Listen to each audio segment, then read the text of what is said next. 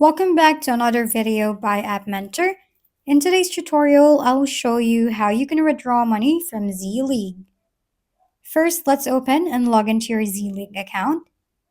Once you're on the dashboard, tap on your profile icon in the top right corner to open settings. Click on the gear icon, and your settings page will open. Next, find and tap on the transaction option. Here, you'll see the cash out button. Remember, you need at least $20 in your wallet to withdraw. If you have more than $20, click the cash out button and enter your account details and then confirm. Your money will then be withdrawn from Z League, and there you have it. You've successfully withdrawn your money from Z League. If this video was helpful, make sure to leave a thumbs up and subscribe for more tutorials. Thank you for tuning in.